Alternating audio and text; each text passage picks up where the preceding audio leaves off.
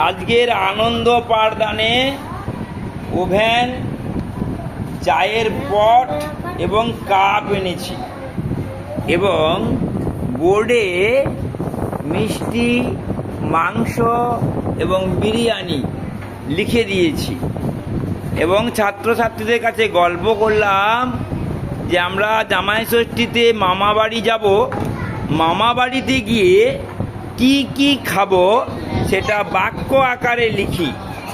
সেখানে লিখেছে একজন, আমি মামা বাড়ি গিয়ে মিষ্টি খাবো, আমি মামা বাড়ি গিয়ে মাংস খাবো, আমি মামা বাড়ি গিয়ে বিরিয়ানি খাবো। এইভাবে তাদের লেখার দক্ষতা বাড়বে এবং যে লিখতে পারবে তাকে চা দেওয়া হবে। তুমি চা খাও, চা খাও, একটু চা খাও, তোমার অনেকটা লেখা হয়ে গেছে, চা গড়াও, একটু চা গড়াও। যে লিখে দিতে পারবে সুন্দর করে সে একটু চা খাবে। এই হচ্ছে আজকের আনন্দ পাঠ। নমস্কার, ধন্যবাদ।